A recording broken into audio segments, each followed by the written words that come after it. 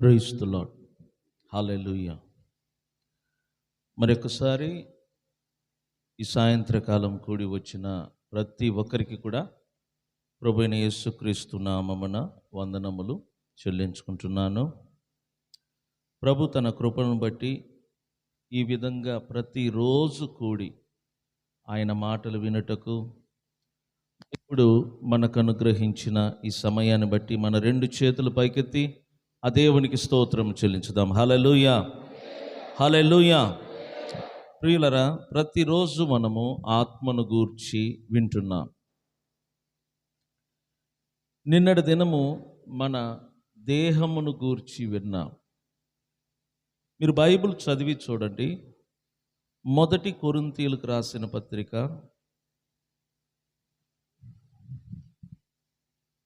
6. 1 కొరింథీయులకు రాసిన పత్రిక 6 వాక్య భాగము 19. మీ దేహము దేవుని వలన మీకు అనుగ్రహింపబడి. ఈ ఒక్క మాటను మీరు చూడండి, మనకి ఎన్నో విషయాలు అర్థమవుతుంది. బైబిల్ అంటుంది, మీ దేహము దేవుని వలన మీకు అనుగ్రహింపబడి. ఈ మాట మనకేం చెప్తుందంటే, మన దేహము దేవుని వలన మనకు అనుగ్రహింపబడి ఉన్నదంట. దేవుడు మన దేహమును మనకు గిఫ్ట్గా అనుగ్రహించాడు. ఈ దేహాన్ని మనము కాపాడుకోవాలి. ఇది మనుషులు తమంతట తాము వారి దేహాన్ని తయారు చేసుకోలేదు.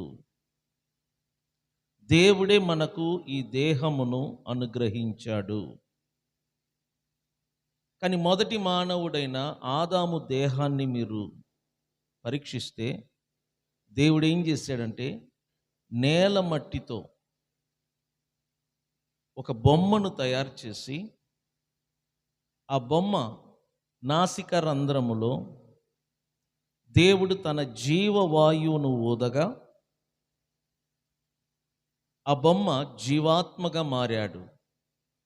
కానీ మన విషయానికి వస్తే, దేవుడు మన తల్లి గర్భములో ఉన్నప్పుడే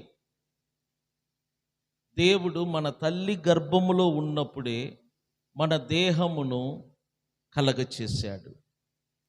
దావీదు అదే చెప్పాడు, నీవు నన్ను నా తల్లి గర్భములో రూపించిన విధమును చూడగా నాకు భయము కలుగుతుంది. సో దేవుని చేతులంట తల్లి గర్భములో ఉన్నప్పుడే మన దేహాన్ని నిర్మించాడు. మీరు చూడండి, మీ దేహంలో ఉన్న ప్రతి అవయవము చాలా విలువైనది. ఒక అవయవము పాడైతే తిరిగి అదే స్థానములో వేరొక అవయవమును మనము అమర్చలేము. సో ముందు మీరు గ్రహించవలసిన ఒక పాట ఏంటంటే, మీరు కలిగి ఉన్న మీ దేహము, మీ భౌతిక దేహము దేవుని వలన మీకు అనుగ్రహింపబడినది. ఇది నమ్మాలి మీరు. మీ దేహము దేవుని వలన మీకు అనుగ్రహింపబడినది, ఒక గిఫ్ట్ లాగా. మీ దేహము నలుపై ఉన్నదా, తెలుపై ఉన్నదా, లావుగా ఉందా, సన్నగా ఉందా, పొట్టిగా ఉన్నదా, ఎత్తు కలిగి ఉన్నదా, ఏ విధంగా ఉండినను మీ దేహము మాత్రము దేవుని వలన మీకు అనుగ్రహింపబడి ఉన్నది. గనుక నువ్వు ఏ స్థితిలో ఉన్నావో ఆ స్థితిని బట్టి దేవునికి మనం ఏం చేయాలంట? స్తోత్రం చేయాలి. ఎందుకంటే మనకి దేహమే లేకపోతే మనము ఈ భూమిలో బ్రతకటం కష్టం. ఎందుకు దేవుడు మన దేహాన్ని మనకు అనుగ్రహించాడు? ఫస్ట్ అర్థం చేసుకోండి, ఈ భౌతిక దేహము దేవుడు ఎందుకు ఇచ్చాడంటే, ఈ భౌతిక లోకాన్ని అనుభవించటానికి. ఇప్పుడు మనం నివసిస్తున్న ఈ లోకము ఫిజికల్ వరల్డ్ అంటారు, భౌతిక లోకం. ఈ భౌతిక లోకాన్ని అనుభవించటానికి దేవుడు మనకు భౌతిక శరీరాన్ని ఇచ్చాడు. ఈ లోకములో ఉన్న వాటిని అనుభవించటానికి, ఈ లోకములో ఉన్న వాటితో మనము సహవాసము చెయ్యటానికి దేవుడి దేహాన్ని అనుగ్రహించాడు. నేను మీకు ఎన్నోసార్లు చెప్పాను, ఈ దేహము దేవుడు మనకు ఒక గిఫ్ట్గా ఇచ్చాడు. నీ ఆత్మకు దేవుడు నీ శరీరాన్ని ఒక వస్త్రములాగా, ఒక షూటులాగా, ఒక గుడారములాగా తొడిగించాడు. ఎందుకంటే దేహము లేకుండా నీ ఆత్మ ఈ భూమిలో నివసించలేదు. ఎందుకంటే నీ ఆత్మ భౌతిక లోకానికి చెందినది కాదు, భౌతిక లోకము నుండి వచ్చినది కాదు. నీ ఆత్మకు మూలము దేవుడు. మూలము అంటే ప్రారంభం. నీ ఆత్మకు ఫ్రమ్ అడ్రస్ దేవుడు. నీ ఆత్మ దేవునిలో నుండి తీయబడ్డది. దేవుడు పరలోకములో ఉన్నాడు, ఆత్మ సంబంధమైన లోకములో ఉన్నాడు. ఆ దేవుణ్ణి అనుభవించాలన్నా, ఆ పరలోకమును అనుభవించాలన్నా, ఆ దేవునితో సహవాసము చెయ్యాలన్నా, దేవుడు ఏ రూపములో ఉన్నాడో అదే రూపములో మనముంటేనే దేవునితో మనము సహవాసము చెయ్యగలం. ఆయన ఉన్న ఆ లోకమును మనము అనుభవించగలం. అందుకే ఆత్మను దేవుడు మనకిచ్చాడు. కానీ ఈ భౌతిక శరీరాన్ని దేవుడు ఎందుకు ఇచ్చాడంటే, ఈ భౌతిక లోకాన్ని అనుభవించటానికి, ఈ భౌతిక లోకముతో మనము సహవాసం చెయ్యటానికి దేవుడు ఈ శరీరాన్ని ఇచ్చాడు. ఒక విధంగా చెప్పాలంటే, భౌతికము ఆత్మ రెండు మనిషిలో మరుగై ఉంది. మన ఆత్మ దేవునిలో నుండి వచ్చినది, కానీ మన భౌతిక శరీరము మట్టిలో నుండి వచ్చినది. అందుకే తిరిగి ఎక్కడికి వెళ్తుందంట, అది మట్టికే వెళ్తుంది. మీరు చూడు, మీ శరీరంలో మట్టి కనబడతా ఉంటుంది. ఎందుకంటే నీ భౌతిక శరీరానికి మూలము మట్టి, నీ ఆత్మకు మూలము దేవుడు. ఈ రెండిటికి మధ్య తేడా తెలియకపోతే నువ్వు దేవునిలో ఎదగటం చాలా కష్టం. అయితే ఇంకొక విషయం ఏంటంటే, నీ భౌతిక శరీరానికి కొన్ని కోరికలు ఉంటాయి. అదేవిధంగా నీ ఆత్మకు కూడా కొన్ని కోరికలు ఉంటాయి. నీ భౌతిక శరీరం ఎప్పుడు కూడా ఈ లోకాన్ని అనుభవించటానికే ఎదురు చూస్తూ ఉంటుంది. ఈ లోకమును అనుభవించటానికి, ఈ లోకముతో సహవాసం చేయటానికి మాత్రమే ఈ భౌతిక శరీరం కోరుకుంటుంది. కానీ నీ ఆత్మ ఉంది కదా, నీ ఆత్మ ఈ భౌతిక శరీరాన్ని, ఈ భౌతిక లోకాన్ని అనుభవించటానికి ఇష్టపడదు. ఈ భౌతిక లోకముతో నీ ఆత్మ సహవాసము చెయ్యటానికి ఇష్టపడదు. ఎందుకంటే నీ ఆత్మ దేవునిలో నుండి వచ్చింది కనుక దేవుణ్ణి మాత్రమే ఇష్టపడుతుందంట. నీ ఆత్మకు దేవుడంటే ఇష్టం, ఆయనతో సహవాసం చెయ్యాలని నీ ఆత్మ కోరుకుంటుందంట. కానీ నీ శరీరం మాత్రం ఈ లోకమును కోరుకుంటుంది, ఈ లోకముతో సహవాసం చెయ్యాలని కోరుకుంటుంది. చూడు, నీ ఆత్మ కోరికలు వేరు, నీ శరీరము యొక్క కోరికలు వేరు. ఈ విధంగా దేవుడు మనలను నిర్మించాడు. ఈ శరీరములో మన ఆత్మను మరుగు చేశాడు. తల్లి గర్భము ద్వారా మనం బయటికి వచ్చాం. ఈ భూమిలో మనం పెరుగుతున్నాం, శరీరం పెరుగుతుంది, శరీరముతో పాటు మన ఆత్మ కూడా లోపల పెరుగుతున్నాడు. కానీ మనం ఈ లోకములో పుడుతున్నప్పుడు పాపాత్ములుగా పుట్టిన దాని వలన మన ఆత్మకు దేవుని ఆత్మతో సంబంధము లేకుండా పెరిగాడు. ఎందుకంటే ఎప్పుడు మనము ఈ లోకములో జన్మించామో పాపము వలన మనం జన్మించాము. కాబట్టి ఆ పాపము నీ ఆత్మను, దేవుని ఆత్మను దూరం చేసింది. కాబట్టి మానవుని ఆత్మ దేవునితో కనెక్షన్ లేదు. అందువలన మనుషులకు దేవుడంటే ఏంటో తెలియదు, దేవుని గురించి తెలియదు. దేవుడంటే భయం ఉంటుంది, కానీ ఆ దేవుడు ఎవరో మనుషులకు తెలియదు. కారణం ఏంటంటే వారి ఆత్మ సచ్చిన స్థితిలో ఉన్నది గనుక, దేవుని గూర్చిన ఆ ప్రత్యక్షత వారి ఆత్మకు కలగలేదు గనుక, మానవ జాతికి దేవుడంటే ఏంటో క్లియర్గా తెలియదు. కాబట్టి వారికి కనబడే వాటన్నిటినీ దేవుళ్ళుగా వారు నమ్మి పూజిస్తూ ఉంటారు. ఒక చిన్న ఉదాహరణ, పుట్టిన బిడ్డకు తల్లిదండ్రులు ఎవరో ఏంటో తెలియదు, ఎవరో కని పారేశారనుకుందాం. కాబట్టి ఆ బిడ్డ తల్లిదండ్రులు లేక ఎదిగాడు. ఆ బిడ్డను అడుగుతున్నాం, మీ అమ్మ ఎవరు, నాన్న ఎవరంటే నాకు తెలియదు అంటాడు. ఎందుకంటే కన్నది ఎవరో తెలియదు, కానీ పారేశారు. ఈ ప్రపంచం అతనికి ఇచ్చిన పేరేందంటే అనాథ. కానీ వాడు ఏమంటాడు తెలుసిన, నా తల్లి ఎవరో నా తండ్రి ఎవరో నాకు తెలియదు, కానీ నా తల్లిదండ్రులను కనబడుతున్న ప్రతి స్త్రీలోనూ ప్రతి పురుషుల్లోనూ నేను చూసుకుంటాను. ఎందుకంటే వాడు అనాథ.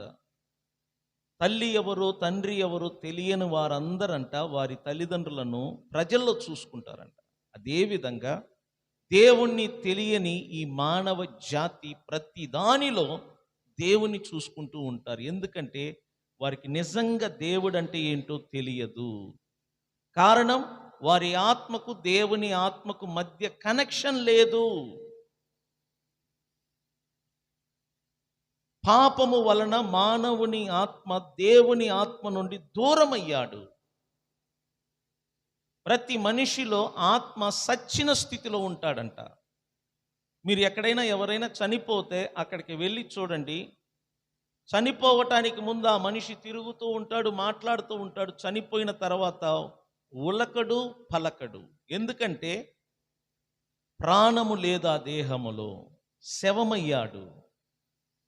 ప్రాణము లేని శవమంట ఈ ప్రపంచముతో సహవాసము చెయ్యలేదు, ఈ ప్రపంచములో ఉన్న వాటిని అనుభవించలేడు, మాట్లాడలేడు. నువ్వు గిచ్చినా అతనికి నొప్పి ఉండదు, కొట్టినా అతనికి ఏమనిపించదు. ఎందుకంటే డెడ్ బాడీ, ప్రాణము లేదు. అలాగనే క్రీస్తులోనికి రాని వారందరి ఆత్మ సచ్చిన స్థితిలో ఉంది గనుక వారి ఆత్మ ఒక డెడ్ బాడీ లాగా, ప్రాణము లేని ఒక జీవిలాగా ఉంటుందంట. వారికి దేవుని గురించి కానీ, చనిపోయిన తర్వాత నేను ఎక్కడికి వెళ్తాను కానీ, నేను ఈ లోకానికి ఎక్కడి నుంచి వచ్చాను, ఈ ఆలోచన ఉండదు వాళ్ళకి. ఎందుకంటే వారి ఆత్మ సచ్చిన స్థితిలో ఉంది. వారికి దేవుడు అంటే ఇంట్రెస్ట్ ఉండడు, దేవుని గురించి తెలుసుకోవాలన్న తపన ఉండదు. వారు ఎంతవరకు ఈ లోకమును గురించి, ఈ లోకములో ఉన్న వాటిని గురించే ఆలోచిస్తూ ఉంటారు. ఎందుకంటే వారు శారీరకంగా బ్రతికున్నారు, ఆత్మలో ఏమై ఉన్నారంట, చనిపోయి ఉన్నారు. అరే, నేను ఆరాధిస్తున్న దేవుడు నిజమా కాదా, నేను నమ్మిన దేవుడు నిజమా కాదా, నా పూర్వీకులు నాకు చెప్పిన దేవుడు నిజమా కాదా, నా తల్లిదండ్రులు నాకు చూపించిన దేవుడు నిజమా కాదా, వారు ఏమాత్రం పరీక్షించరు. దేనిని దేవుడైనా దానిని దేవుడుగా నమ్మి పూజిస్తూ ఆరాధిస్తూ ఉంటారు. రీజన్ ఏంటంటే వారి ఆత్మ లోపల చనిపోయి ఉంది. వారు ఎంతవరకు శరీర కోరికలను నెరవేర్చటానికే పని చేస్తారు. వారు ఎంతవరకు ఈ లోకములో ఉన్న వాటిని అనుభవించటానికి, సంపాదించటానికే కాలాన్ని గడుపుతారు. ఈ లోకములో ఉన్న వాటిని ఎలా అనుభవించాలా దాని గురించి ఆలోచిస్తూ ఉంటారు. అందుకే బైబిల్ అంటుంది, ఏమి త్రిందుమో, ఏమి త్రాగుదుమో, ఏమి ధరింతుమో. అంటే ఈ ప్రపంచంలో ఉన్న వాటిని గురించి తప్ప వేరే ఆలోచన వారికి ఉండదు. ఒకడన్నాడంట, నా ప్రాణమా తినుము, త్రాగుము, సుఖించుము. చూసారా, ఈ ఆలోచన ఏంటి? శరీర సంబంధమైన ఆలోచన. క్రీస్తులో రాకముందు నా ఆత్మ కానీ మీ అందరి ఆత్మ కానీ చచ్చిన స్థితిలో ఉంది గనుక ఈ శరీర కోరికలను నెరవేర్చటానికే మనము పని చేస్తూ బ్రతికాం. ఈ శరీరానికి కోరికలు ఉంటాయి, అలాగనే నీ ఆత్మకు కూడా కోరికలు ఉంటాయి. ఇక్కడ గమ్మత్తు ఏంటంటే, శరీరానికి ఉన్న కోరికలు, ఆత్మకున్న కోరికలు రెండు ఒకదానితో ఒకటి వ్యతిరేకంగా ఉంటుందంట. శరీర కోరికలు శరీరం నెరవేర్చాలనుకుంటుంది, కానీ ఆత్మ ఏ మాత్రము ఇష్టపడదు. ఒక విధంగా చెప్పాలంటే, నీ ఆత్మే నీ శరీరానికి శత్రువు, నీ శరీరమే నీ ఆత్మకు ఏమై ఉన్నది? శత్రువు అయి ఉంది.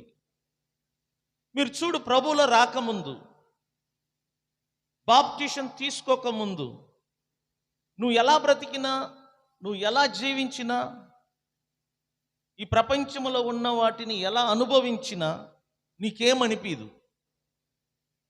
కానీ ప్రభువులో వచ్చిన తర్వాత, బాప్టిషన్ తీసుకున్న తర్వాత, బాప్టిషన్ తీసుకోకముందు ఎలా బ్రతికావో, బాప్టిషన్ తీసుకున్న తర్వాత కూడా ఈ శరీరం అంట అలాగనే బ్రతకాలని కోరుకుంటుందంట. కానీ నీ ఆత్మ ఒప్పుకోదు.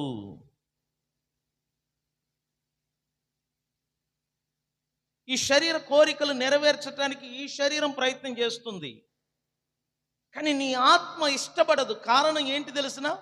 నీ ఆత్మ మరలా జన్మించింది, క్రొత్తగా జన్మించింది. నీ ఆత్మలో దేవుని యొక్క జీవము ఉంచబడి ఉంది. నీ ఆత్మలోనికి దేవుని ఆత్మ ప్రవేశించాడు. కాబట్టి నీ ఆత్మ నీ శరీరానికి వ్యతిరేకంగా పోరాడుతుంది. సో పోరాటం మనకు బయట కాదంట, మనలోనే పోరాటము ప్రారంభమవుతుంది. ఒకదానితో ఒకటి ఏమవుతా ఉంటుందంట? పోరాడుతూ ఉంటుంది. నీ శరీరం ఒకటి త్రాగాలనుకుంటుంది, నీ ఆత్మ వద్దంటది. శరీరం తాగాలంటుంది, నీ ఆత్మ వద్దంటుంది. ఈ పోరాటంలో నువ్వు నలిగిపోతూ ఉంటావు. ఈ పోరాటంలో ఎవరు గెలుస్తారు? ఎవరు బలంగా ఉంటారో వారే ఈ పోరాటంలో గెలుస్తారు. అంటే బలమైన వాడితో బలహీనుణ్ణి మనము జగడానికి పంపామనుకోండి, ఎవరిని కొడతారు? బలవంతుడు బలహీనుణ్ణి కొట్టి పారేస్తాడు. సో బలహీనుడు బలవంతుణ్ణి కొట్టాలంటే బలహీనుడు ఏమవ్వాలి? బలము గలవాడుగా మారాలి.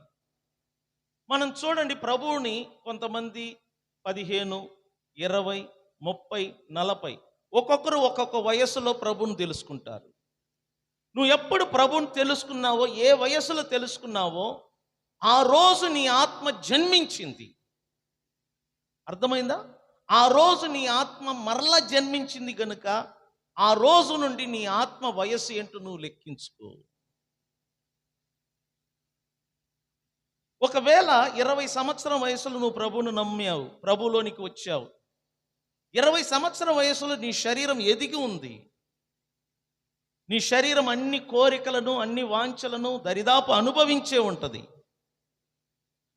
ఇప్పుడు ఈ వయసులో నువ్వు ప్రభువులోకి వచ్చిన దాని వలన నీ అంతరంగ ఆత్మ ప్రభువులో జీవిస్తున్నాడు గనుక నీ ఆత్మ నీ శరీరముతో పోరాడలేదు. ఎందుకంటే అప్పుడే జన్మించాడు గనుక, అప్పుడే జన్మించిన నీ ఆత్మకు బలము లేకపోవటం వలన నీ శరీరమును ఎదిరించలేడు, నీ శరీరమును లొంగ తీసుకోలేడు. ఎందుకంటే నువ్వు జన్మించిన దానికంటే 20 సంవత్సరానికి ముందే శరీరం జన్మించింది గనుక వాడు అన్నిటిని అనుభవించేశాడు గనుక వెంటనే ఆపివేయమంటే నీ శరీరం ఊరుకోదు. కాబట్టి నీ శరీరాన్ని నీ ఆత్మ కంట్రోల్ చెయ్యాలి అంటే నీ శరీరము కంటే నీ ఆత్మ ఏమవ్వాలంట? బలము తెచ్చుకోవాలి.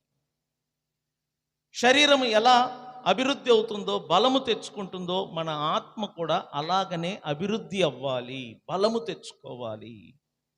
మీరు చూడు, బాప్టిషన్ తీసుకున్న వాళ్ళందరూ కూడా ప్రభువులో రాకముందు ఏ అలవాట్లు వారు అనుభవించారో తీసుకున్న తర్వాత కూడా అదే అలవాట్లు వారిని కొనసాగుతూ ఉంటుంది. అందువలన మందిరానికి రాని వాళ్ళందరూ కూడా ఈ అలవాట్లను చూపించి ప్రభువును దేవుడు కాదంటారు, ప్రభు దగ్గరికి రావటానికి ఇష్టపడరు. ఎందుకంటే మనము ఏ అలవాట్లను కలిగి ఉన్నామో ఆ అలవాట్లను బట్టి ప్రభు అంటే తెలియని వారందరూ కూడా ప్రభు దగ్గరికి రావటానికి ఇష్టపడరు. కానీ నీ ఆత్మ మరలా జన్మించింది, నీ ఆత్మ రక్షించబడ్డది, నీ శరీరానికి బలహీనతలు ఉన్నాయి, నీ శరీరానికి అలవాట్లు ఉన్నాయి. ప్రభు అర్థం చేసుకుంటాడు నిన్ను. కానీ ఈ ప్రజలు ఏం చెయ్యరంట? మనలను అర్థం చేసుకోరు. మరి నీ శరీరాన్ని ఎలా కంట్రోల్ చేసుకోవాలా? ఫస్ట్ నీ శరీరం గురించి నువ్వు తెలుసుకోవాలా. నీ శరీరం చాలా బలహీనమైనది. నీ శరీరానికి చాలా కోరికలు ఉంటాయి. నీ శరీరం దేనిని చూసినా అది అనుభవించాలని కోరుకుంటుంది, దేనిని చూసినా అది తినాలని కోరుకుంటుంది. మీరు చూడు, అవ్వమ్మ ఆ పండును చూడగానే ఆమెకేమనిపించిందంట? తినాలనిపించింది. అది ఒక బలహీనత, అది ఒక కోరిక. చూసిన దానిని తినాలనుకుంటాం, చూసిన దానిని కావాలనుకుంటాం. అదొక వీక్నెస్, బాడీ యొక్క వీక్నెస్ అది. ఆ బాడీని మనం కంట్రోల్ చెయ్యాలి అంటే మన ఆత్మ మన శరీరము కంటే బలము తెచ్చుకొని ఎదగాలి. మీకు నేను బైబిల్ చూపిస్తాను, చూడండి. లూకా సువార్త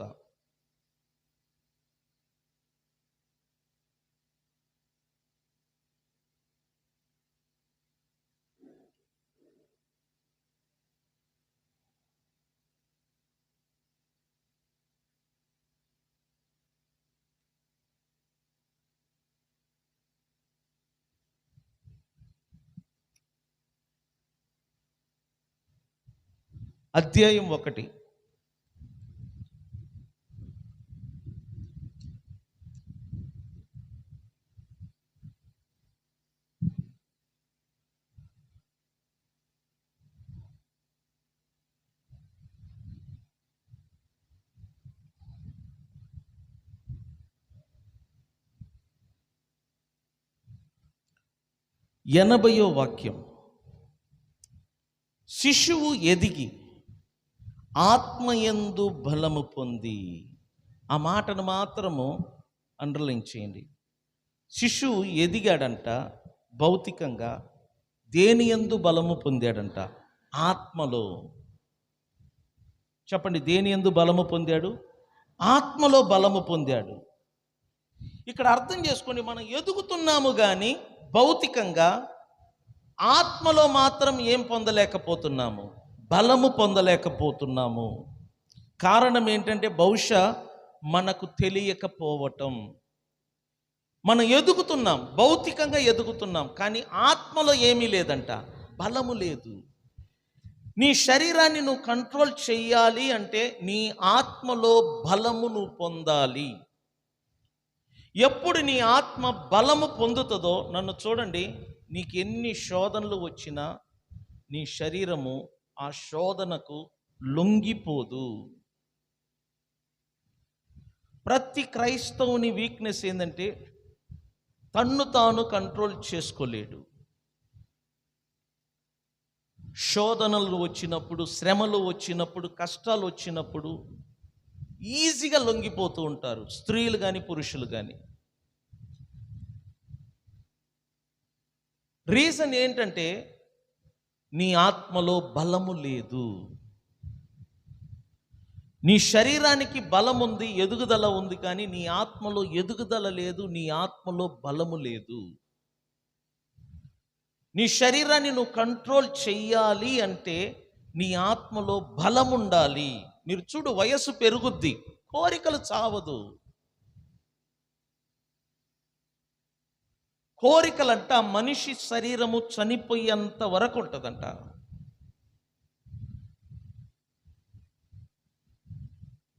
కోరికలు చావదు. ఎందుకు చావదు అంటే ఆ శరీర కోరికలను కంట్రోల్ చేసే ఆత్మ బహుశా వారిలో చనిపోయి ఉంటుంది. జీవము లేకపోవటం ఒక కారణం. ఒకవేళ రక్షించబడిన తర్వాత, క్రైస్తవులుగా మారిన తర్వాత కూడా వారిలో కోరికలు ఉంటాయి. ఆ కోరికలను ఒక క్రైస్తవుడు ఎలా కంట్రోల్ చేయగలడంటే వాడు ఆత్మలో బలము పొందితేనే. మనం ఎందుకు వాక్యం వింటున్నాం, ఉపవాసం ఉంటున్నాం, ప్రార్థనలు చేస్తున్నాం? ఎందుకు తెలుసా? కుటుంబ కష్టాల కోసం కాదు, రాబడి కోసం కాదు, ఆత్మలో బలము పొందటానికి. యేసు ప్రభువారు 40 రోజులు ఉపవాసం ఉన్నారు. ఎందుకు ఆయన 40 రోజులు ఉపవాసం ఉన్నారు? ఆయన పరిచర్య ప్రారంభించటానికి ముందు 40 రోజులు ఆయన ఉపవాసం ఉన్నాడు. ఎందుకు తెలిసిన? ఆత్మలో బలము పొందటానికి, ఆత్మలో శక్తి పొందటానికి. మీరు బైబిల్ చదివి చూడండి, ఆయన ఎప్పుడు ఉపవాసము ముగించుకొని వస్తున్నాడో ఆయనంట ఆత్మలో బలము పొందిన వాడై తిరిగి వచ్చాడంట. ఎలా వచ్చాడంట? ఏం పొందిన వాడై? ఆత్మలో బలము పొందిన వాడై. సో అర్థం చేసుకుని మనం ఎంతవరకు శరీర బలము కొరకు తింటున్నాము, శరీర బలము కొరకు ప్రయత్నం చేస్తున్నాము, కానీ ఆత్మ బలము పొందటం అనేది ఒకటి ఉంది అని నీకు తెలుసా? నువ్వు చూడు, కొన్నిసార్లు నీకు వచ్చే కోరికలు నీకే చీ అనిపిస్తుంది.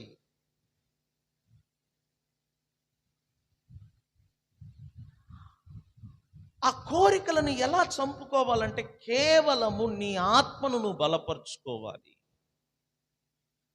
నీ ఆత్మను బలపరుచుకున్న తర్వాతనే నీ శరీర బలము కంటే నీ ఆత్మ బలం అంట పెరగాలంట. అందుకే చాలామంది ఉపవాసం ఉంటారు. ఉపవాస సమయంలో శరీరం అంట బలహీనంగా మారుతుందంట, శరీరం అంట వీక్గా మారిపోతుందంట. ఎప్పుడు చూడు శరీరములో వీక్నెస్ ఉంటుందో కోరికలు కనపడవు.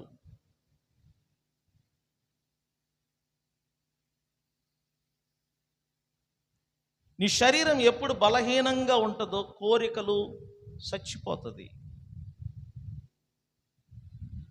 అందుకని చాలామంది ఏం చేస్తారంటే ఒక పూట 2 పూట భోజనమును కంట్రోల్ చేస్తాడు. కారణం ఏంటంటే బాడీని కంట్రోల్ చేయటానికి. ఒక్కొక్క వయస్సు పెరుగుతున్నప్పుడు వయస్సుకు తగిన కోరికలు రావు. ఆ వయస్సులో ఆ కోరికల కోసం వారు చాలా తప్పుడు మార్గాల్లో వెళ్తూ ఉంటారు. అది బయటపడితే చాలా హీనంగా ఉంటుంది. అందుకోసం వారు ఏం చేస్తారంటే వారి దేహాన్ని వారు నలగగొట్టుకుంటారంట పస్తు ఉండి.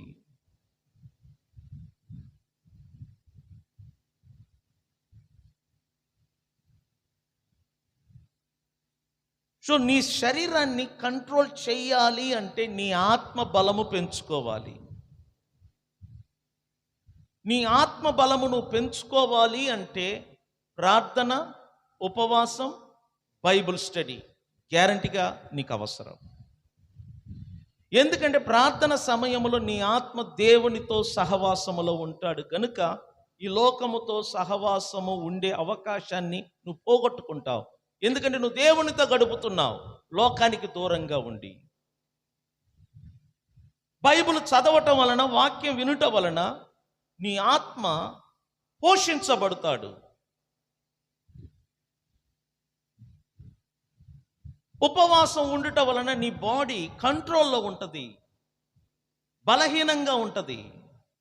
కాబట్టి నీ ఆత్మకు ఎటువంటి డిస్టర్బెన్స్ లేకుండా ఉంటుంది. కారణం ఏంటంటే నీ బాడీ 24 గంటలు నువ్వు 3 పూటలు తిను, ఫిట్గా తిను, ఖచ్చితంగా నీ కోరికలు ఉంటాయి బాడీలో.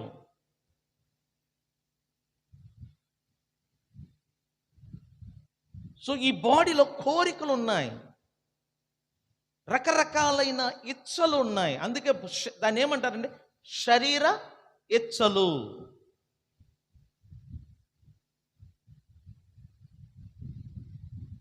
నువ్వు ఆలోచించు, నేను బాప్టిషన్ తీసుకున్నాను, చర్చికి వస్తున్నాను, మార్పు ఎందుకు రాలేకపోతుంది? మార్పు తనంతట తాను రాదు. నువ్వు కృషి చేస్తేనే నీలో ఏం కనపడుతుందంట? మార్పు కనపడుతుంది.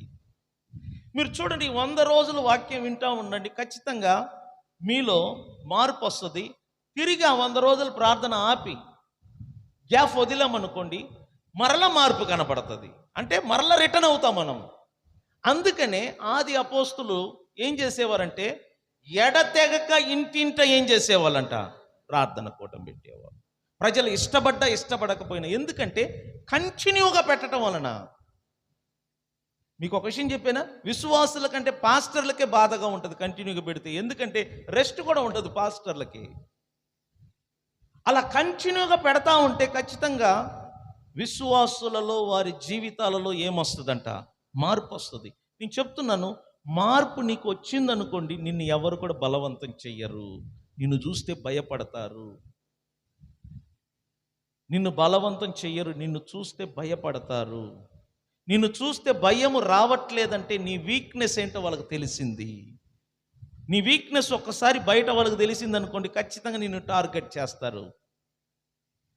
అర్థం చేసుకో, నీ బాడీ చాలా వీక్నెస్ కలిగినది. పిల్లలు, పెద్దలందరూ బాడీ. నీ శరీరం వేరు, నీ ఆత్మ వేరు. నువ్వు ఎంతవరకు శరీరాన్ని బలంగా ఉంచటానికే తింటున్నావు తప్ప, రక్షించబడిన నీ ఆత్మను బలంగా ఉంచటానికి నువ్వు ఆహారం తీసుకోవట్లేదు. నువ్వు బైబిల్ చదవటం లేదు, బైబిల్ ఏముందో నీకు తెలియదు, వాక్యం వినటం లేదు. విన్న తర్వాత, చదివిన తర్వాత బయటికి వెళ్తున్నప్పుడు అన్నిటిని మనం మర్చిపోతాం. నేను చెప్తున్నాను, బైబిల్ చదివిన, వాక్యం విన్నా మీరేం చేయాలంటే ఒక చోట కూర్చొని ఏ మాట విన్నావో, ఏ మాట చదివావో పదే దానిని ఆలోచిస్తూ ఉండు. నువ్వు పనికి వెళ్ళినా సరే, ఎక్కడ విన్నా సరే, ఏ స్థలములో ఉన్నా సరే, నువ్వు చదివిన వాక్య భాగాన్ని, విన్న వాక్య భాగాన్ని నీ మనసులో ఆలోచన చెయ్యి.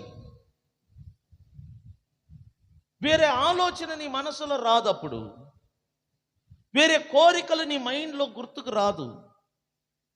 వేటిని అనుభవించుదాం, దేనిని తిందాం, నీకు ఆలోచన రాదు. ఎందుకంటే నీ మనసులో ఈ వాక్యము బలముగా పనిచేస్తుంది.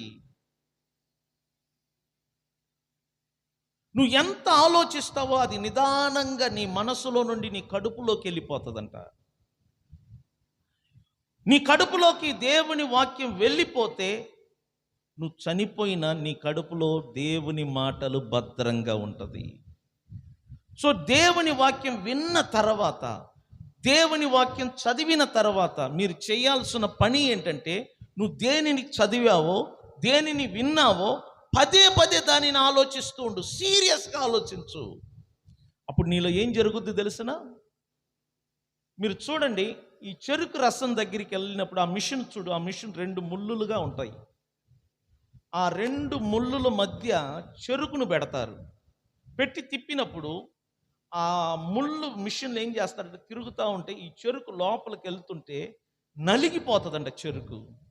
కానీ అది ఎంత నలుగుతుందో అందులో నుండి రసం కారుతుందంట. అలాగనే దేవుని వాక్యమును నీ మనసులో నువ్వు ఎంత ఆలోచిస్తూ ఉంటావో అంతగా నీ లోనికి ఆ రసం ఎలా కారుతుందో, ఆ వాక్యములో మరుగై ఉన్న శక్తి, ఆ వాక్యములో మరుగై ఉన్న దేవుని కృప, ఆ వాక్యములో మరుగై ఉన్న స్వస్థత, ఆ వాక్యములో మరుగై ఉన్న సహాయం, ప్రతిదీ కూడా రసములాగా నీ అంతరంగ ఆత్మకు అందుతుందంట. అదే నీ ఆత్మకు ఆహారం. నీ ఆత్మ బలంగా ఉంటే, నేను చెప్తున్నాను, నీ ఫేస్ కట్ అంట అందంగా ఉంటుందంట. మీరు చూడండి, నగలు ఆభరణాలు వలన ముఖానికి అందం కలగదు. నీ ఆత్మ బలముగా ఉంటే, నీ ఆత్మలో సంతోషము ఆనందము ఉంటే నీ ఫేస్ అంట చాలా అందంగా కనపడుతుంది. అది ఒరిజినల్ అన్నమాట బ్యూటీ. ఎందుకంటే నీ ఆత్మ నీ శరీరములో ఏ స్థితిలో ఉందో నీ శరీరం అంట అలాగనే ఉంటుందంట. నీ ఆత్మ డల్లుగా ఉంటే నీ శరీరము డల్లుగా ఉంటుంది. నీ ఆత్మ బలంగా ఉంటే నీ శరీరం ఎలా ఉంటుందంట, బలముగా ఉంటుంది. మీరు చూడండి, సంసోను ఒక రోజు నడుస్తుంటే అనుకోకుండా ఒక కొదమ సింహం వచ్చింది. ఇతడు యవనస్తుడు. కొదమ సింహాన్ని చంపగలిగినంత బలము యవనస్తునికి లేదు. కానీ ఒక మేకపోతును మనము ఆ మేక నోటిలో 2 చేయి పెట్టి చీల్చి వేస్తే ఎలా ఉంటుందో ఆ విధంగా అంట కొదమ సింహము నోటిలో తన చేయి పెట్టి మేక పిల్లను చీల్చినట్లు చీల్చాడంట. ఇతనికి ఇంత బలము ఎక్కడి నుంచి వచ్చింది? ఇది శరీర బలమా? కానే కాదు. బైబిల్ అంటుంది దేవుని ఆత్మ బలము చేత. దేని చేత? దేవుని ఆత్మ బలము చేత పరిశుద్ధాత్ముడు ఆయన మీదకి దిగి వచ్చాడంట. ఎప్పుడు దేవుని ఆత్మ సంసోను మీదకి దిగి వచ్చాడో బలము పొందాడు. ఆ బలముతో, ఆ ఆత్మ బలముతో కొదమ సింహమును చంపాడు. అంటే దాని అర్థం ఏంటంటే, నీ ఆత్మ బలముతో ఈ భూమిలో నువ్వు గొప్ప కార్యాలు చేయగలవు. శరీర బలము కంటే ఆత్మ బలము గొప్పది. గుర్తుపెట్టుకోండి, యేసు ప్రభు శరీర బలముతో కాదు సుమా, ఆత్మ బలముతో అద్భుతాలు చేశాడు. ఆత్మ బలముతో స్వస్థతలు చేశాడు. ఆత్మ బలముతో ఆశ్చర్యకార్యాలు చేశాడు. నీ ఆత్మను బలపరుచుకో. నువ్వు ఎంత వాక్యమును ధ్యానిస్తావో, చదువుతావో, వింటావో, వాటి ప్రకారంగా నువ్వు ఎలా నడుస్తావో దానిని బట్టి నీ ఆత్మంట అభివృద్ధి అవుతుందంట. నీ ఆత్మ స్టడీగా ఉంటాడు, ఫిట్గా ఉంటాడు లోపల.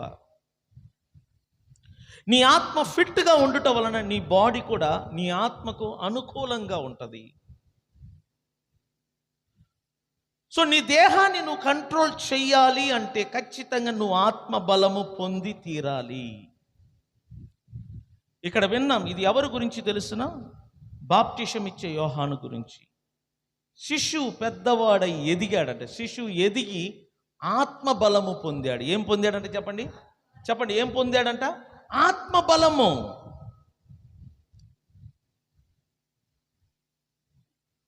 అదేవిధంగా ఉపవాస ప్రార్థనలు ముగించుకున్న తర్వాత యేసు ప్రభు కూడా ఆత్మ బలమును పొందినవాడే తిరిగి వచ్చాడంట. ఉపవాసం ఉండటానికి ముందు ఆయన ఆత్మ బలము అంతగా కనబడలేదు. కానీ ఉపవాసమైన తర్వాత చూడండి, బైబిల్ అంటుంది ఆత్మ బలము పొందినవాడై. మీరు చూడు, ఎప్పుడు ఆత్మ బలము పొందాడో అక్కడి నుంచి ఆయన ఏం చేశాడంటే అద్భుతాలు, ఆశ్చర్య కార్యాలు ఆయన వలన జరిగినది. సంగమ, నేను మిమ్మల్ని ప్రోత్సహిస్తున్నాను. నీ ఆత్మ బలము పొందాలి. నీ ఆత్మ బలముతో నింపబడాలి. రక్షించబడటం అంటే ఏంటి తెలిసిన? రక్షణ పొందటము అంటే నీ ఆత్మ మరల జన్మించింది అని అర్థం. ఒక స్త్రీ బిడ్డను కన్నప్పుడు ఆ బిడ్డను చూడండి, పసికందు, పుట్టిన బిడ్డ ఏడుస్తూ ఉంటుంది. ఆ బిడ్డకు ఆకలేస్తుంది. అందుకే డాక్టర్ ఏమంటారంటే పాలు ఇవ్వమంటారు. ప్రతిరోజు తల్లి ఆ బిడ్డ అవసరతను గుర్తించి పాలు ఇవ్వాలి. బిడ్డ పాలు తాగే కొలది బిడ్డ శరీరములో మార్పు వస్తుందంట, ఎదుగుదల, శరీరము బలంగా మారుతూ ఉంటుంది. 6 నెలలు లేక 2 సంవత్సరముల వరకు తల్లిపాలు, 3 సంవత్సరముల వరకు తల్లిపాలు. బిడ్డకు అరుగుదల శక్తి ఎప్పుడు ఏర్పడుతుందో అప్పుడు కొంచెం కొంచెం అన్నం పెడతారు, అన్నముతో పోషిస్తారు. మంచి బలము తెచ్చుకొని అరుగుదల కలిగిన ఆ వయస్సు వచ్చినప్పుడు అంటే మాంసాహారం పెడతారు. ఎందుకు? శరీరం బలంగా ఉండటానికి. అదేవిధంగా రక్షించబడిన తర్వాత నీ ఆత్మకు పాలు అవసరం, పాలనే వాక్యం అవసరం. చాలామంది బాప్టిజం తీసుకున్న తర్వాత వాక్యం చదవరు, వాక్యం వినరు, చర్చికి రారు, వారు దూరంగా ఉంటారు. కాబట్టి పాత అలవాట్లన్నీ వారిని వెంటాడుతూ ఉంటుంది. దానిని ఎవడో ఒకడు చూస్తాడు, బాప్టిజం తీసుకున్నవాడు ఎవడు బాగున్నాడు, చర్చికి పోయేవాడు ఎవడు బాగున్నాడు, వాడు ఎప్పుడు బాగుంటాడు తెలిసిన. ఇవన్నీ విని అర్థం చేసుకున్న తర్వాత ఓకే, నేను రక్షించబడ్డాను, నా ఆత్మ మరలా జన్మించింది, కాబట్టి నా ఆత్మ ఎదగాలంటే పాలనే వాక్యము, అన్నం అనే వాక్యము, మాంసాహారం అనే వాక్యము నా ఆత్మకు అవసరం గనుక నా ఆత్మకు నేను ప్రతిరోజు వాక్యం అనే ఆహారాన్ని అందించాలి. సంఘం అంటే ఏంటి? తల్లి సంఘం అంటారు. సంఘం అంట తల్లితో సమానం, సంఘం అంట కన్న తల్లితో సమానం. చర్చికి ఎందుకు వస్తున్నాం? సంఘానికి ఎందుకు వస్తున్నాం? ఇక్కడ పోషణ, వాక్యముతో పోషణ, అన్నముతో పోషణ, బలమైన ఆహారం అంటే మాంసాహారం, దానితో నీకు పోషిస్తూ ఉంటాడు దైవజనుడు. చర్చికి దూరమైన తర్వాత, చర్చికి దూరమైన వాళ్ళందరూ కూడా వారి ఆత్మ జన్మించి ఉంటుంది కానీ, వారి ఆత్మలో ప్రాణం ఉంటుంది కానీ బలము ఉండదు. మీరు చూడండి, ఒక సింహానికి పిల్లలు పుట్టాయంట. ఆ పిల్లలు అడవిలో నుండి తప్పించుకొని ఊర్లోకి వచ్చిందంట. ఒక మనిషి సింహపు పిల్లలను చూసి, సింహపు పిల్లలు ఊర్లోకి వచ్చిందని ఊరంతా సాటింపేస్తే కర్రలు, కత్తులు అన్నీ తీసుకొచ్చారంట. ఇది ఆ సింహపు పిల్లలను చంపటానికి. వచ్చి చూస్తే సింహపు పిల్లలన్నీ చచ్చిపోయి ఉంది. ఎలా అని చూస్తే అక్కడున్న కుక్క పిల్లలు ఈ సింహముతో గొడవపడి, పిల్లలతో గొడవపడి వాటిని కొరికి ఏం చేసిందంట, చంపి. వీళ్ళు ఆశ్చర్యపోయారని, ఇదేంటి సింహపు పిల్లల్ని కుక్కలు కొరికి చంపింది. ఎందుకు? అవి పిల్లలుగా ఉన్నదాని వలన కుక్కలు కూడా వాటిని చంపగలదు. అదే సింహపు పిల్లలు ఎదిగి ఉంటే ఒక్కసారి ఆలోచన చెయ్యి. అది గర్జిస్తున్న శబ్దం వినగానే కుక్కలు కాదు, ఏ జంతువైనా ఉరకాలి. అడవికి రాజుగా పిలువబడుతున్న సింహము కూడా పిల్లల స్థితిలో ఉంటే నాటు కుక్కలు కూడా చంపగలదు. అట్లాగనే రక్షించబడిన నీ ఆత్మలో జీవము ఉంటే సరిపోదు. నీ ఆత్మ బలము లేకుండా బలహీనంగా ఉంటే దయ్యాలు కాదు, దురాత్మలు కాదు, నిన్ను ఏడిపిస్తానే ఉంటుంది, నీ జోలికి వస్తూ ఉంటుంది. అందుకే నేను చెప్తాను, నీ ఆత్మ బలము పుచ్చుకొని ఎదగాలి, నీ ఆత్మ ఎదగాలి.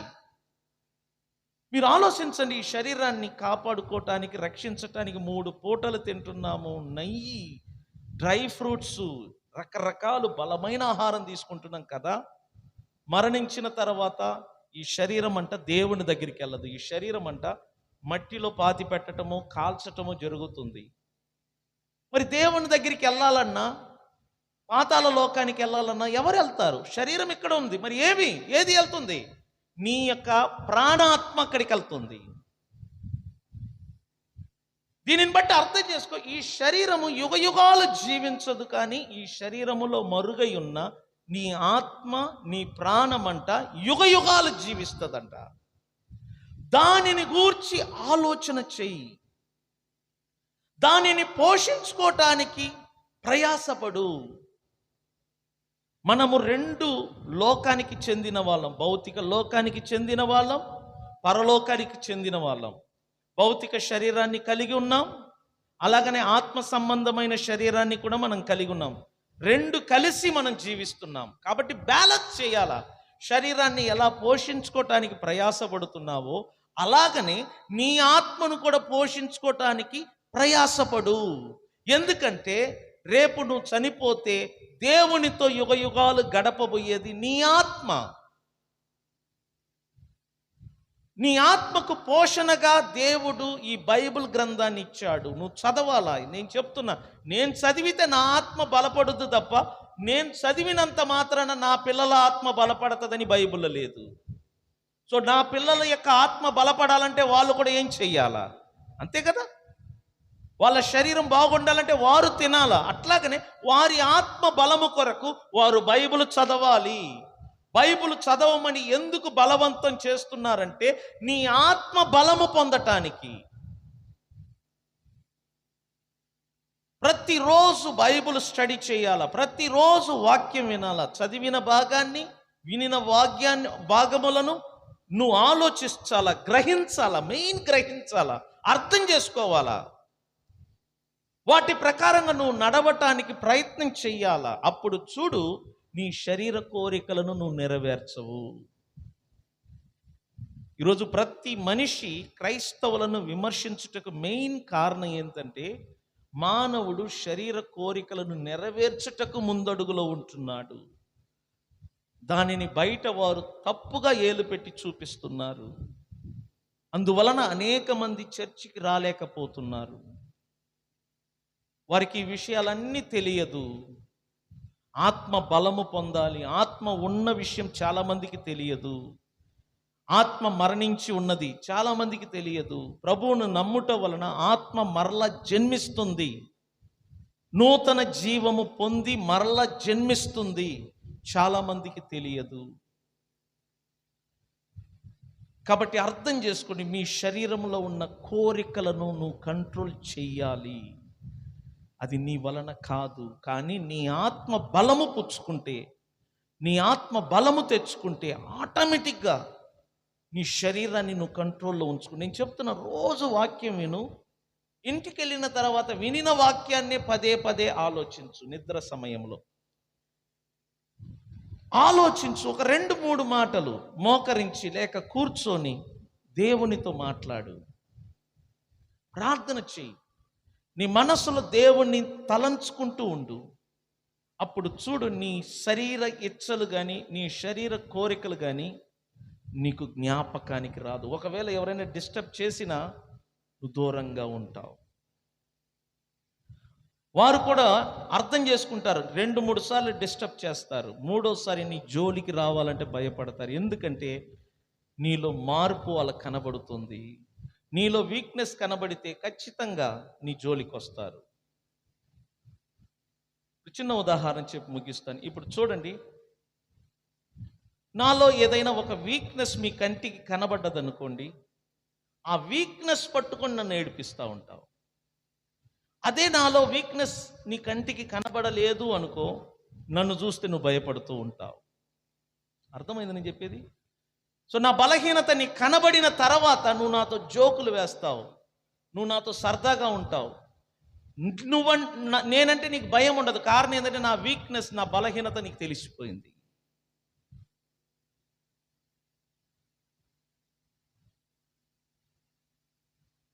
అదేవిధంగా ఈ లోక మనుషులు కూడా, సాతాను కూడా అంతే. నీ బలహీనతను పట్టుకుంటాడు, నీ వీక్నెస్ను పట్టుకుంటాడు, వదిలిపెట్టడు. నీ తప్పును పట్టుకొని నిన్ను ఎత్తి పొడుస్తూ ఉంటాడంట. అందుకే నేను చెప్తున్నాను, దేవుడు నీకు శరీరాన్ని ఇచ్చాడు గిఫ్ట్గా. కానీ ఆ శరీరములో కోరికలున్నాయి, వాంఛలున్నాయి, శరీర ఇచ్చలు ఉన్నాయి. దానిని కంట్రోల్ చెయ్యాలి. ఎలా? నీ ఆత్మ బలముతో. నీ ఆత్మ బలము పుచ్చుకోవాలి. నీ ఆత్మ బలముగా ఉండాలి అంటే రక్షించబడిన మీరు బైబిల్ స్టడీ చేయాలి. ఖచ్చితంగా బైబిల్ చదవాలి. అందులో ఏమున్నదో మీరు చదివి తెలుసుకోవాలి. చదివిన భాగాలను అర్థం చేసుకోవాలి. మీరు చదువుతున్నప్పుడు 5 ప్రశ్నలు వేసుకోండి మనసులో. 1, మీరు ఏ భాగములో చదువుతున్నారో ఆ భాగములో ఎవరు ఎవరితో మాట్లాడుతున్నారు, అందులో దేవుని గురించి ఏదైనా మాటలు ఉన్నాయా, లేక దేవుడే అందులో ప్రత్యక్షమవుతున్నాడా, దేవుడు నీకు ఏదైనా సందేశం ఇస్తున్నాడా, ఏదైనా వాగ్దానం, ఏదైనా హెచ్చరిక దేవుడు ఆ వాక్యములో నీకు ఇస్తున్నాడా, లేకపోతే నువ్వు తెలిసి తెలియక చేసిన పాపాలు, పొరపాట్లు ఆ వాక్యములో నీకు ఎత్తి చూపుతూ ఉంటాయి కొన్నిసార్లు. వాటిని కనిపెట్టి నీ జీవితాన్ని సరిచేసుకో. ఒక దైవజనుడు వాక్యం చెప్తున్నప్పుడు కొన్నిసార్లు వాక్యం అంట దైవజనుడికి తెలియకుండా ఆయన నోటి నుండి వచ్చే మాటలు నీకు ఏదో జరిగిన పొరపాటు, ఏదో జరిగిన సంఘటన ఖచ్చితంగా లింక్ అవుతుంది. నీ లైఫ్లో జరిగిన సంఘటన బహుశా దైవజనుని నోటి నుండి రావచ్చు, అది నీకు లింక్ అవుతుంది. ఆ మాటలంట కత్తితో పొడిసినట్లుగా ఉంటుందంట. నీకు అనిపిస్తుంది ఎవరో చెప్పి ఆయన విని ఈ మాటలు అంటున్నాడు. నిజం చెప్తున్నాను, ఇక్కడ నిలబడిన తర్వాత ఆయన నోటి నుండి వచ్చే ప్రతి మాటలు ఏంటో ఆ దైవజనుడికి తెలియదు. అది నీకు లింక్ అవుతుందంటే దేవుని ఆత్మ నిన్ను సరిచెయ్యటానికి నీతో మాట్లాడుతున్నాడని అర్థం. నువ్వు అర్థం చేసుకొని ఆ పొరపాటును తీసివేయి.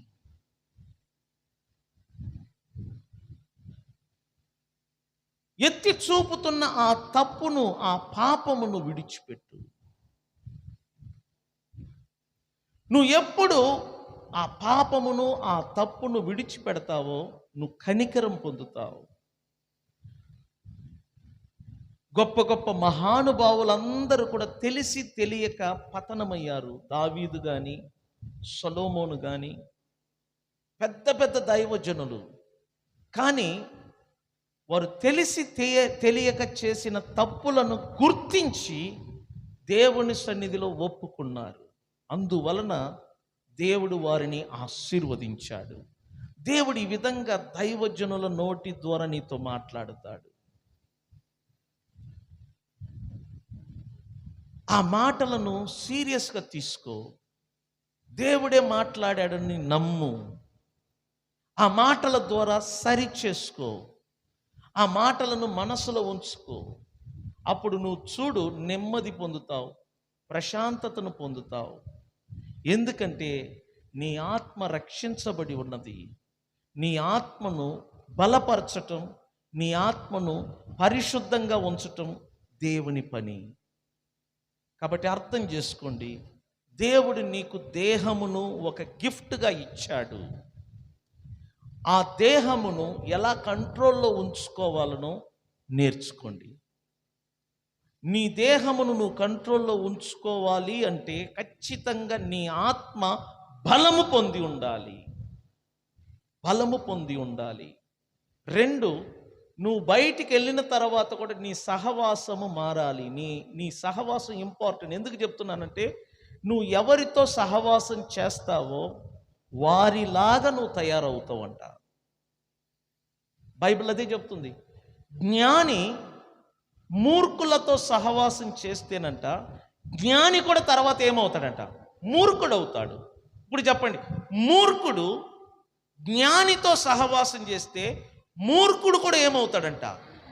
ఇప్పుడు మీరు అర్థం చేసుకుని, నువ్వు ఎవరితో సమయాన్ని గడుపుతావో వారిలాగా నువ్వు తయారవుతావు. మీకు చిన్న ఉదాహరణ చెప్తున్నాను. మీతో పనికి వెళ్తున్న వారు కనిపెట్టండి, ఆడవాళ్ళైనా మగవాళ్ళైనా, వారు ఎవరితో ఎక్కువ సమయం గడుపుతున్నారో మీరు కనిపెట్టండి.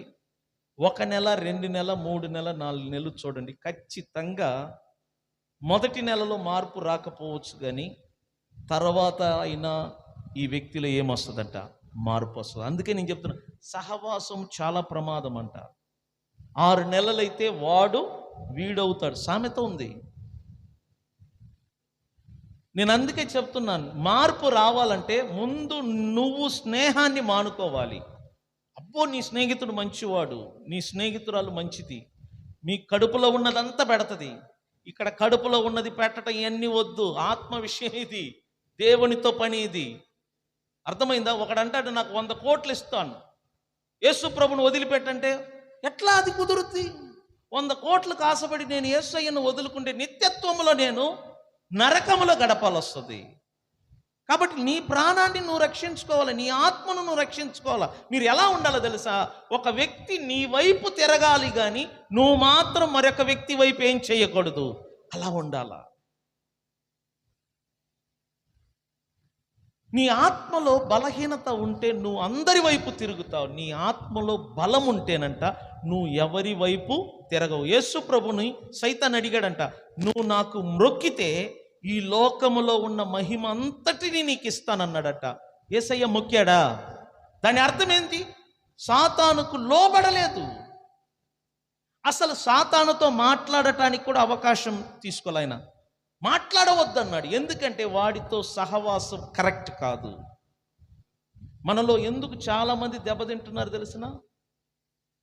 స్నేహం మంచిది కాదు, సహవాసం మంచిది కాదు. వారు ఎంతటి వాళ్ళైనా, ఎంత మంచి వాళ్ళైనా తెంచుకోండి. లేకపోతే నీ వెంట వారిని కూడా ఎక్కడికి తీసుకురండి? దేవుని దగ్గరికి. ఎందుకంటే మంచి వాళ్ళు ఎందుకు చెడ్డవాళ్ళు అవుతున్నారు? అలవాటు లేని వాళ్ళందరికీ లేనిపోని అలవాట్లు ఎందుకు వస్తున్నాయి? ఒకటే కారణం, బయట సహవాసం మంచిది కాదు. ఈ బయట సహవాసం వలన త్రాగుడు అలవాటు, వ్యభిచారం, అన్ని అలవాట్లన్నీ కూడా మనకు వచ్చేస్తాయి. నేనైనా ఒకవేళ బయట వాళ్ళతో సహవాసం ఉన్నట్టే నాకైనా అలవాటు వస్తుంది. సహవాసము మంచిది కాదు, నేను అదే చెప్తున్నాను. ఈ సహవాసం వలన నీ ఆత్మకు నువ్వే హాని తెచ్చుకుంటావు. జాగ్రత్త. నీ శరీరం దేవుని వలన ఇవ్వబడినది. నీ శరీరాన్ని నీ ఆత్మశక్తి వలన, బలము వలన కంట్రోల్లో ఉంచుకో. అప్పుడు చూడు, నీలో మార్పు కనబడుతుంది. నిన్ను బట్టి దేవుడు కూడా సంతోషిస్తాడు. లేచి నిలబడదా.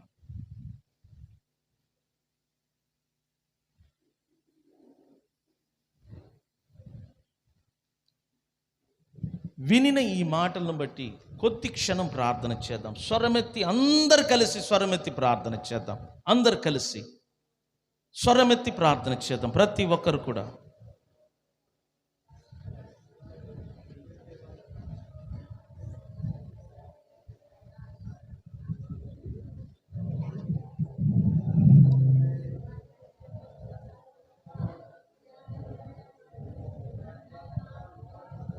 ప్రార్థించండి. స్వరమెత్తి ప్రార్థన చేయండి. ప్రతి బిడ్డలు, ప్రతి ఒక్కరు ప్రార్థించండి.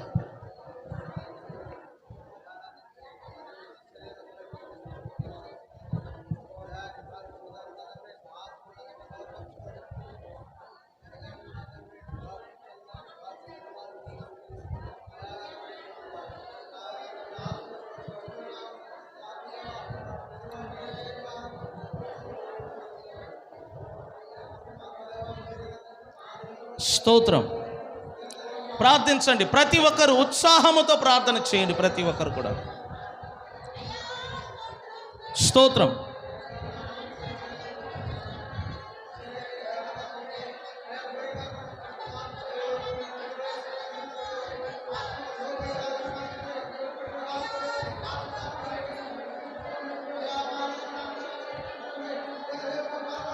ఆత్మ బలము కొరకు ప్రార్థన చేయండి. పరిశుద్ధాత్మ దేవుని సహాయముతో మన ఆత్మలో బలము కలుగునుగాక. శరీర సంబంధమైన కార్యాలు, శరీర సంబంధమైన ఇచ్చలు యేసు నామమున నశించునుగాక. హల్లెలూయా.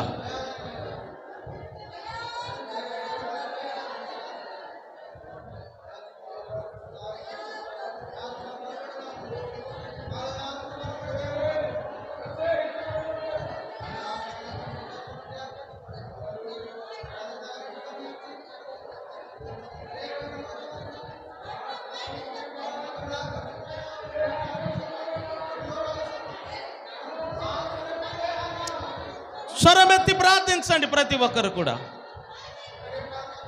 హల్లెలూయా, hallelujah.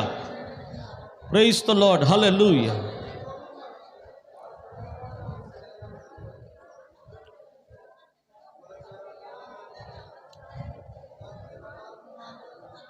Praise the lord. Hallelujah. స్తోత్రం, స్తోత్రం, స్తోత్రం, స్తోత్రం.